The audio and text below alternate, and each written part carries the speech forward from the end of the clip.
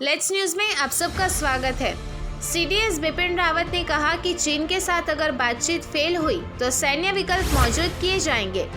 भारत लगातार चीन के साथ अपने रिश्ते सुधारने के प्रयासों में लगा हुआ है, लेकिन वो अपनी संप्रभुता से समझौता करने के लिए बिल्कुल भी तैयार नहीं है। भारत के chief of defence staff general Bipin Rawat ने स्पष्ट रूप से कहा है कि लद्दाख में चीनी पीपल्स लिबरेशन आर्मी द्वारा किए गए बदलाव से निपटने के लिए एक सैन्य विकल्प मौजूद है। साथ ही उन्होंने यह भी कहा कि केवल दो देशों की ही सेनाओं के बीच बातचीत होने पर ही उसका इस्तेमाल किया जा सकेगा, वरना राजनीतिक विकल्प अधूरा है। जनरल रावत ने बताया कि एलएसी के साथ हुए बदलाव अलग अलग धारणाओं के कारण होते हैं। रक्षा सेवाओं पर निगरानी करने और घुसपैठ को रोकने के लिए ऐसे अभियानों को रोकने का काम सौंपा जाता है। किसी भी ऐसी गतिविधि को शांतिपूर्वक हल करने और घुसपैठ को रोकने के लिए सरकार के संपूर्ण दृष्टिकोण को अपनाया जाता है।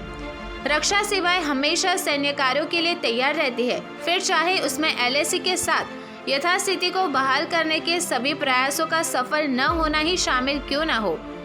उन्होंने कहा कि रक्षा मंत्री राजनाथ सिंह, राष्ट्रीय सुरक्षा सलाहकार अजित डोभाल और राष्ट्रीय सुरक्षा के लिए जिम्मेदार सभी लोग इस उद्देश्य के साथ सभी विकल्पों की समीक्षा कर रहे हैं कि पीएलए लद्दाख में यथास्थिति बहाल करें। 2017 में पीएलए के खिलाफ डोकलाम में 73 दिन के सैन्य गतिरोध के दौरान सेना प्रमुख रहे सीडीएस रावत ने इस धारणा को भी खारिज कर दिया कि प्रमुख खुफिया एजेंसियों के बीच समन्वय की कमी है।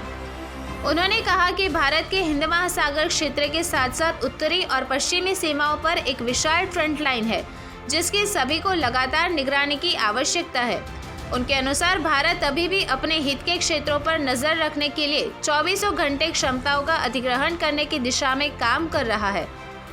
सूचनाओं के संग्रहण और संयोजन के लिए जिम्मेदार सभी एजेंसियों के बीच नियमित रूप से बातचीत होती है। मल्टी एजेंसी सेंटर हर रोज बैठकें कर रहे हैं, जिनमें लगातार लद्दाख या किसी अन्य क्षेत्र में जमीन की स्थिति को लेकर बातचीत होती है। भारत में लगातार हो रही बैठकें और चर्चाओं में बात करें तो शनिवार को रक्षा मंत्री राजनाथ सिंह ने एनएसएस और 3 सेवा प्रमुखों के साथ लद्दाख में वास्तविक नियंत्रण रेखा के साथ गतिरोध पर चर्चा की। चीन ने एलएसी में अपनी उपस्थिति दिखाई, जिससे मेल खाने के लिए भारत भी वहां भारी तैनाती कर रहा है। दोनों पक्षों के बीच खूनी झड़प में 20 भारतीय सैनिकों की मौत हो गई और 15 जून को अज्ञात संख्या में चीनी भी हताहत हुए। लेकिन जब बीजिंग बार बार शांति की बात करते हैं, उस दौरान भी वो क्षेत्र में अपनी उपस्थिति बनाए रखते हैं। दोनों सेनाओं के बीच एक कूटनीतिक बातचीत भी शुरू होती है तो फिर खत्म भी हो जाती है। लेकिन ऐसा देखा जा रहा है कि पीएलए अब अपने पैर सरका रही है, क्योंकि अब ये एक घरेलू राजनीति का मुद्दा बन चुका है। परियोजना कार्यों का प्राथमिकता जनरल रावत ने शनिवार की बैठक में टिप्पणी करने से इनकार कर दिया और किसी भी ऑपरेशन के डिटेल्स को साझा करने से मना कर दिया। सीडीएस ने सीमावर्ती क्षेत्रों में भारत के बुनियादी ढांचे के विकास कार्यक्रमों पर कहा कि अभी ये चल रहे हैं। उन्होंने कहा कि इन परियोजनाओं को प्राथमिकता और संसाधन देने के लिए नियमित बैठकें आयोजित की जाती हैं।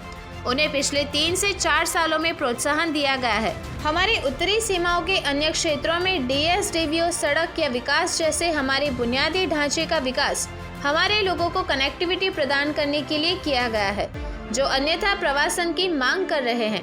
यह एक साथ उन सुरक्षा बलों की सहायता भी करता है जो निगरानी और हमारी सीमा क्षेत्रों में निगरानी बनाए रखने के लिए जिम्मेदार हैं। प्राथमिकता के माध्यम से प्रोत्साहन ने भविष्य के लिए रणनीतिक कनेक्टिविटी के विकास में मदद की है।